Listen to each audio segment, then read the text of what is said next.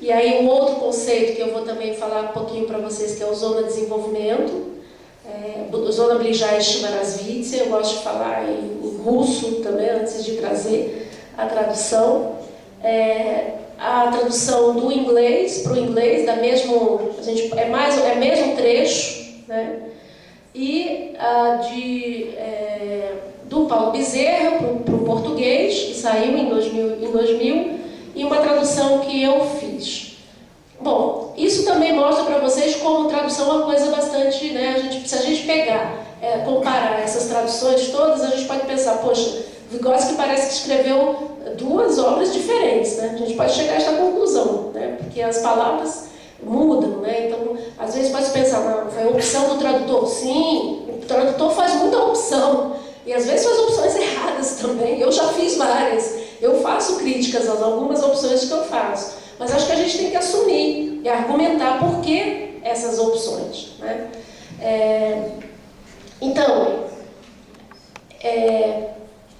обучение, no russo, né, é uma atividade, não um processo. Por isso, ele não está falando de aprendizagem, que é individual, mas da atividade de instrução, de instruir-se, de ensino ou de estudo.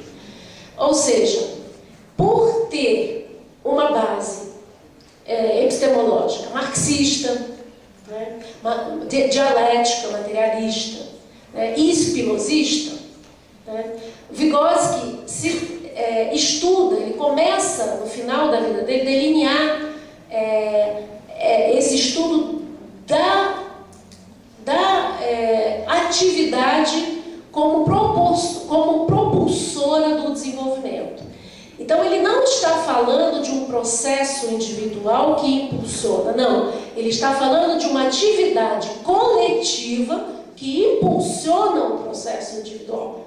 Eu acho que aí muda bastante essa visão, né? Então, e se a gente pensar que ele era um dos mais brilhantes marxistas ali do grupo dele, e isso é reconhecido pelo Luria, pelo Leontiev, né? A gente vai entender que a teoria marxista, o Marx diz, então, na relação dialética da interferência, eu modifico a natureza e me modifico. Então é dessa relação que ele está falando. E tem um outro conceito dele que é pouco estudado, hoje já tem alguns pesquisadores brasileiros também estudando esse conceito, que é o conceito de vivência, que está intimamente ligado a esse outro, toda a teoria dele e as ideias dele de desenvolvimento humano. E que aí ele traz muito mais a visão de unidade do Spinoza para pensar nessa relação homem e meio. E nas últimas aulas que ele vai dar, tem aulas deles estenografadas que foram publicadas, ele vai se deter sobre a questão do meio no desenvolvimento humano. Então, ele não negava o biológico é importante. O biológico, ele existe, inclusive ele é criticado por isso e ele é perseguido também por isso, porque ele não nega o biológico, né? E os várias outras pessoas que vão criticar ele, vão chamar inclusive ele da teoria dele de uma teoria biologizante. Ele fala, não, o biológico ele existe sim, ele é importante, mas ele é transformado pela cultura pelo social. Então, se havia uma ideia de que o homem se desenvolvia, né, do individual para o social, Vygotsky inverte essa relação.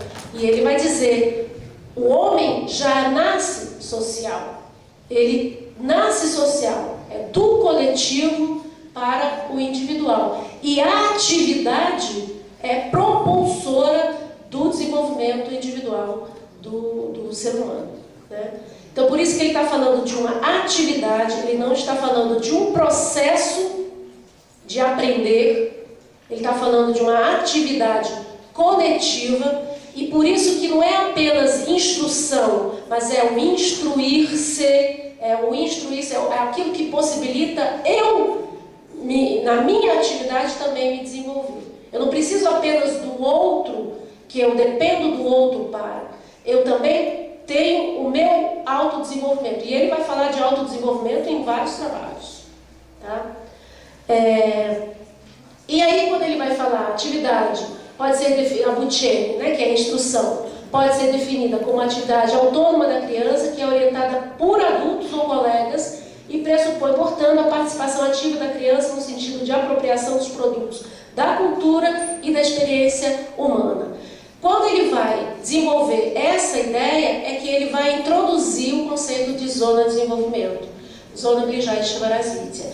É quando ele vai estudar a relação entre atividade e desenvolvimento, e ele vai introduzir o conceito que vocês devem conhecer muito mais como zona de desenvolvimento proximal, ou zona de desenvolvimento próximo, que foram traduzidos, ou imediato, como foi o Paulo Bezerra que introduziu, e que eu sugiro, não é apenas uma mudança de palavra, e aí eu vou tentar argumentar, e a gente pode depois conversar, mas eu sugiro a tradução como zona de desenvolvimento iminente, por várias razões. Tá? Deixa eu ver o que vem aqui depois. Bom, isso aqui eu já falei, né? Atividade biológica. Por que zona de desenvolvimento iminente? Bom, num famoso livro que vocês devem conhecer também, que hoje é um livro muito divulgado, muito lido em cursos de graduação e pós-graduação, e que eu digo muito que é um livro atribuído ao Vygotsky, que é a Formação Social da Mente, os autores, os organizadores, não apenas deturparam os textos dele, cortaram, picotaram, editaram, tiraram, colocaram coisas que não tinha escrito, por isso que esse livro é um livro que eu não recomendo para leitura, que é um livro todo equivocado. Tá? Além de fazer isso, eles também deturpam esse conceito importantíssimo na teoria de Vygotsky. Por quê? Não sei se vocês estudaram aquele, inclusive no livro está também, que é aquela forma das bolinhas, né? Que é o nível de desenvolvimento real, que é aquilo que a pessoa, né, ou a criança já faz autonomamente, e aí coloca-se outra bolinha e coloca lá em cima o nível de desenvolvimento potencial, que é o que ela vai fazer, e que no meio está a zona de desenvolvimento proximal, que seria... Bom, olha, eu não li tudo ainda de Vygotsky, até porque muita coisa não foi publicada, mas eu li bastante texto, principalmente textos que ele vai falar, ele vai trazer esse conceito quando ele vai estudar realmente a relação entre atividade e desenvolvimento, né?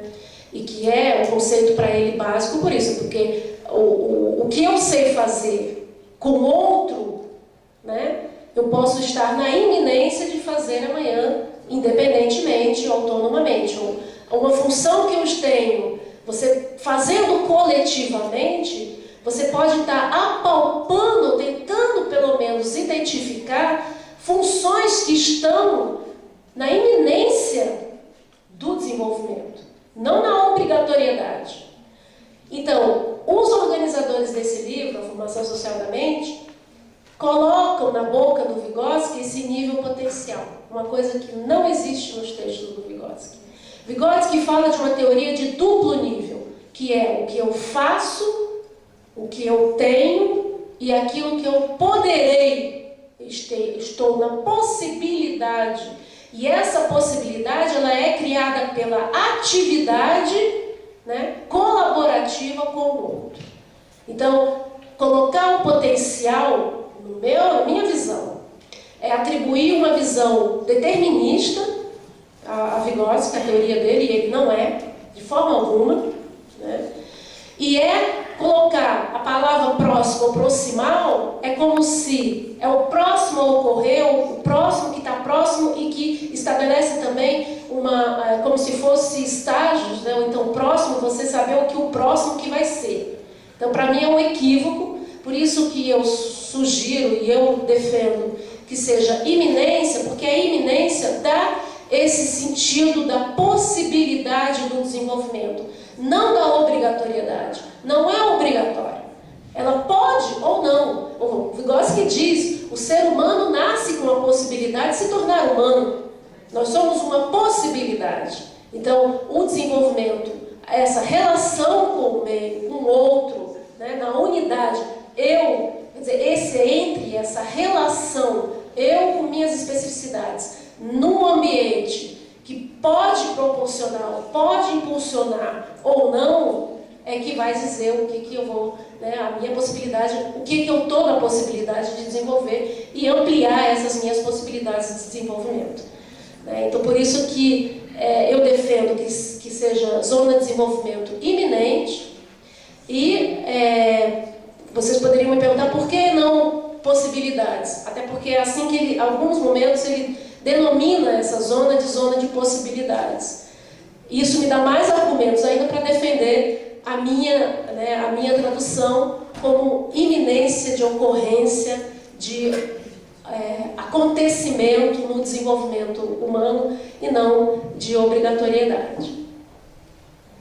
Bom, foi mais ou menos isso, e eu queria finalizar apenas dizendo que hoje a própria Rússia está debruçada na recuperação da obra do Vygotsky. Como eu disse para vocês, no início eram apenas traduções, e eu hoje estou dedicada também às traduções, mas a tradução que eu quero fazer não é a tradução errada, cortada, editada. Eu quero traduzir aquilo que ele realmente escreveu. Então, eu tenho um grupo de pesquisa hoje que eu organizei, que está cadastrado no CNPq, que é um grupo de pesquisa de traduções, interpretação e estudo dos principais conceitos da teoria história cultural, não só dele, mas de outros vários autores. Eu tenho pesquisadores na Rússia colaborando comigo, que estão envolvidos em trabalhos de checar realmente o original, se é aquilo realmente que ele escreveu, se é aquilo que ele,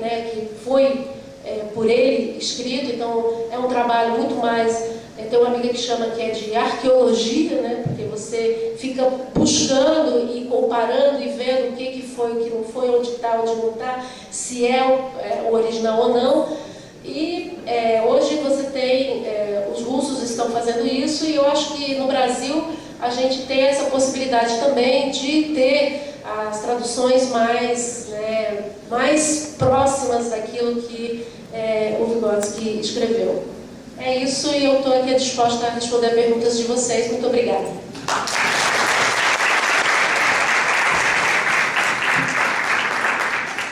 Muito obrigada, Zoya, pela contribuição, não só dessa discussão das traduções, mas do próprio homem, de quem produziu a obra, e como produziu. Nós temos 15 minutos, e eu estou abrindo ao debate.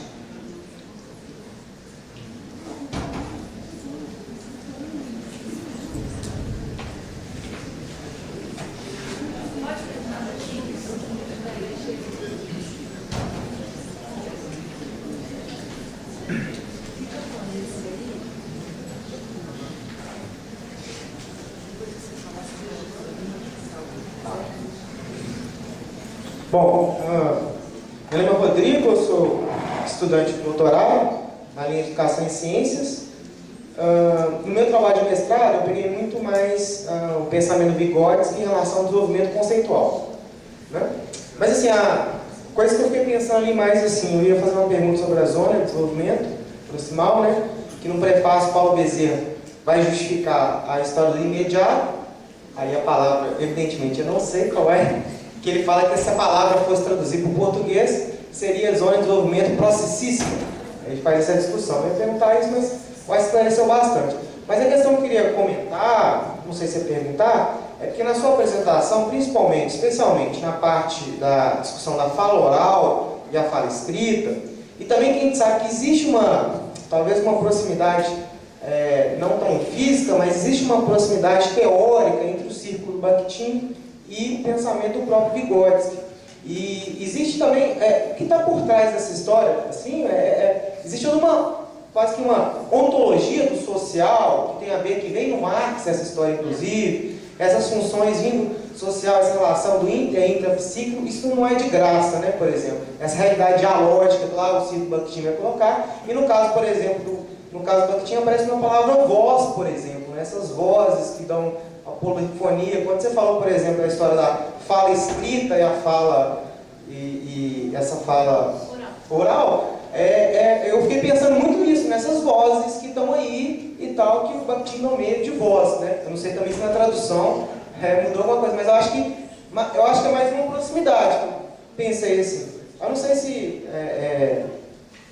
Enfim, é só uma reflexão. Pode fazer? Desculpa. Ana e Marcos. Pode falar daqui? Lógico. Eu queria saber, eu não consegui ler essa tese toda, se você também encontrou algum equívoco no conceito de mediação.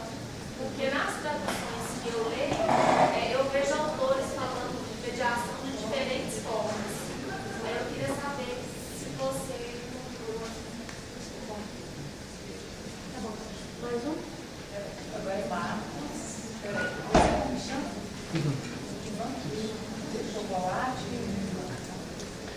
Boa tarde, professor. Meu nome é Marcos, sou estudante do programa aqui, da pós-graduação do mestrado, na linha de ciências também.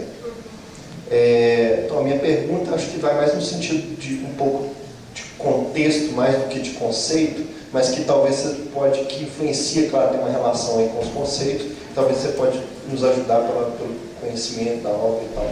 Até na disciplina que fiz com a FA, a gente debateu muito os textos que nós lemos, do contexto da obra do Vygotsky e uma questão que me surgiu ao ler várias passagens, eu questionei durante a aula algumas passagens que me parecia que Vygotsky atribuía a ideia da aquisição, a ideia do desenvolvimento das funções psicológicas superiores como, quer dizer, necessariamente atreladas à aquisição da ciência moderna, da ciência da europeia, no sentido da ciência moderna. Quer dizer, um debate que surgiu será que, quer dizer, até que nível que a gente pode dizer que existia um certo eurocentrismo, né, nessa ideia de que desenvolveu a mente, né, o desenvolvimento cognitivo do ser humano está necessariamente vinculado a essa aquisição da ciência, né?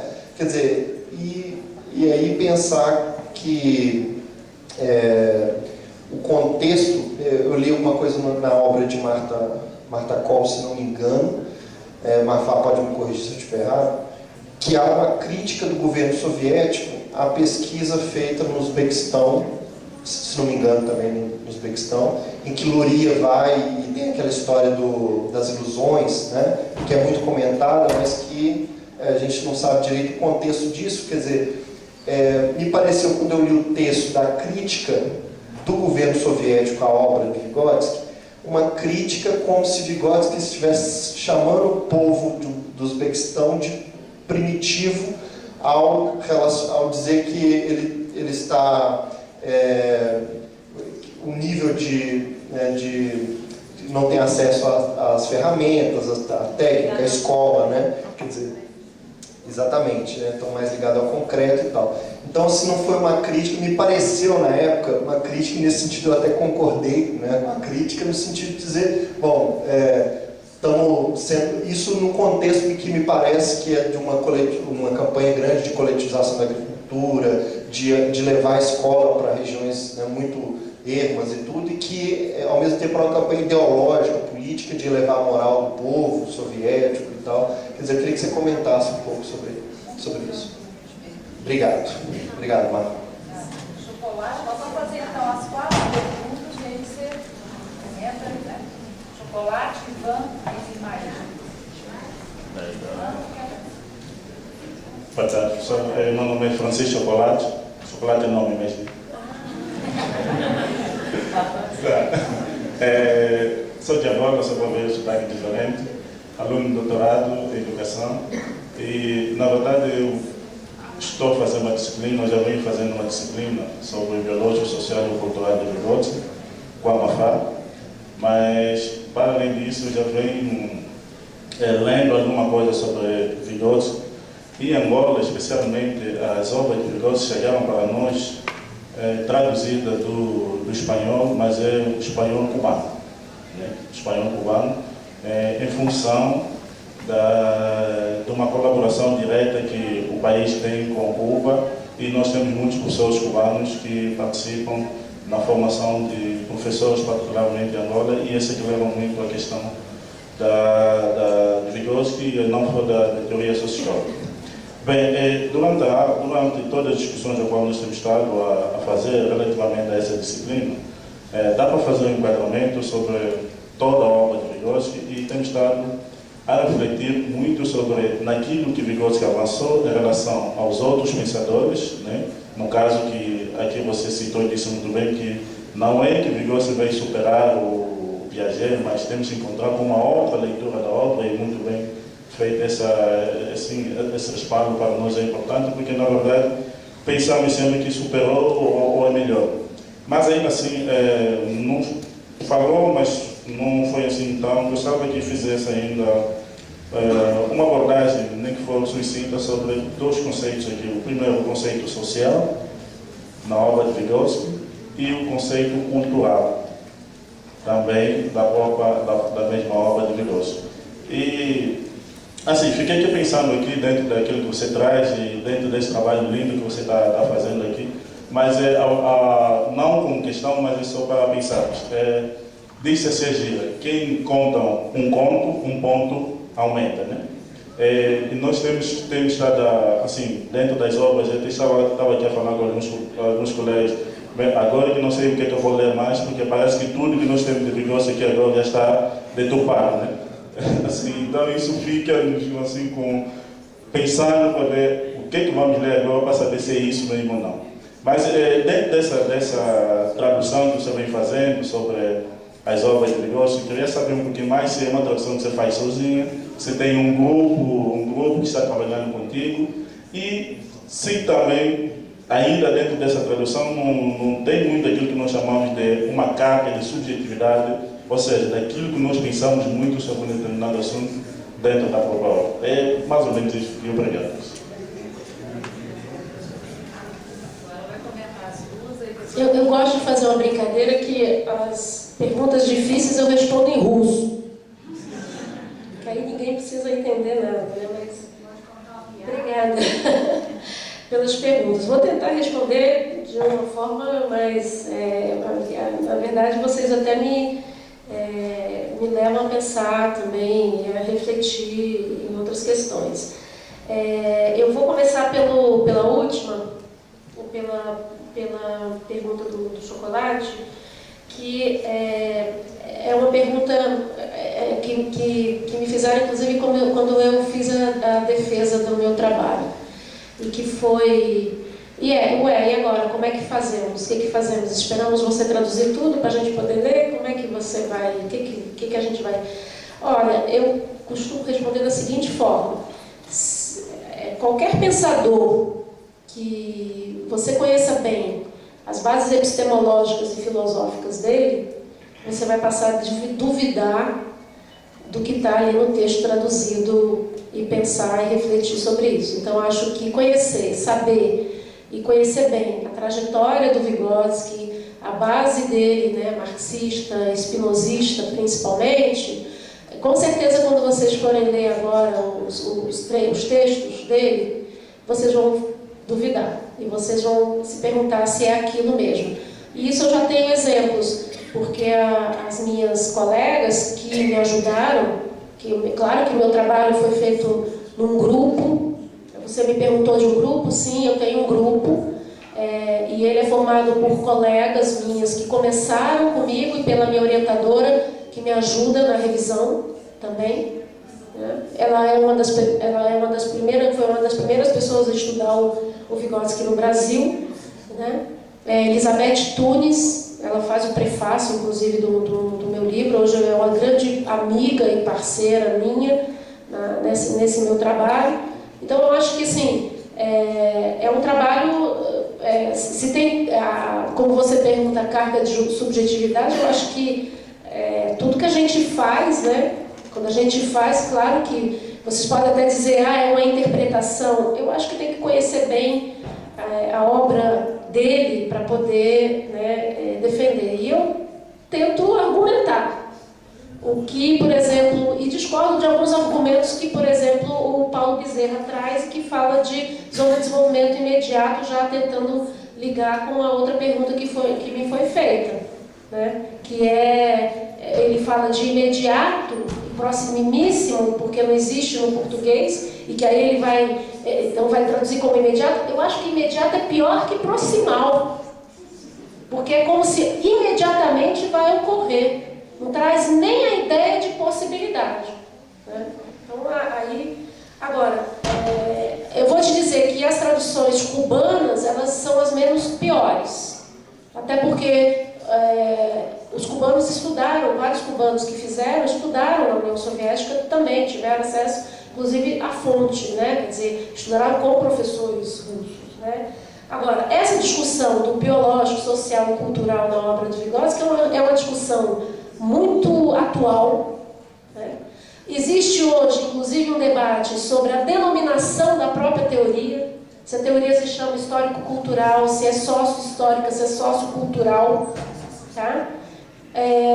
Mas eu vou dizer uma coisa para vocês.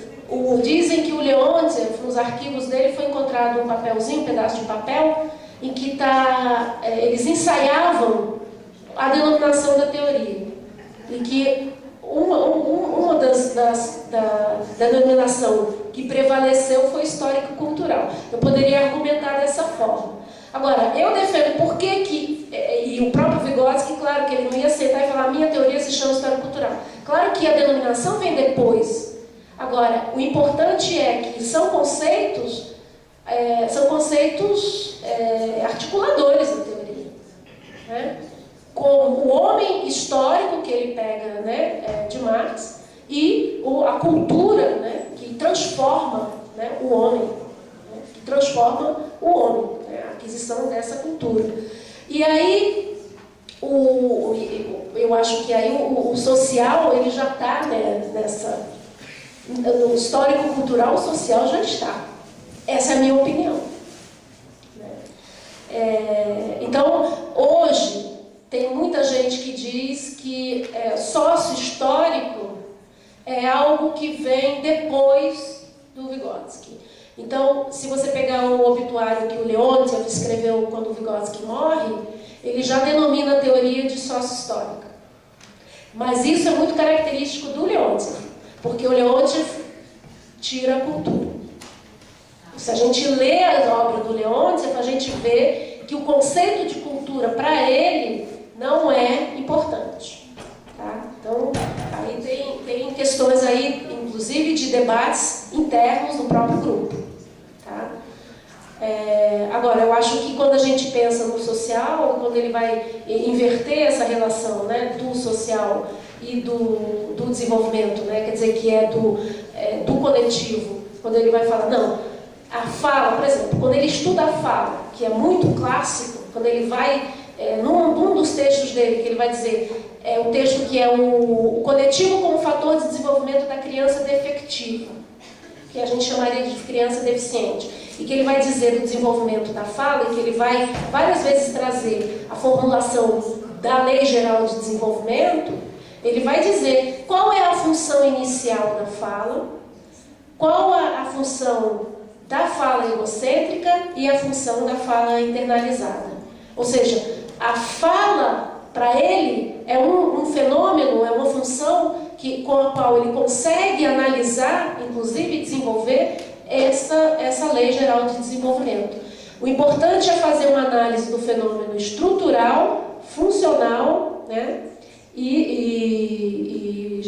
da origem desse fenômeno. Então, a fala, inicialmente, ela é uma fala que surge do convívio, na relação, ela é para fora, ela controla o meu comportamento, eu controlo o comportamento do outro. Depois ela é uma fala que eu vou me apoiar nessa fala para controlar o meu próprio comportamento, e que a gente observa isso com muita clareza.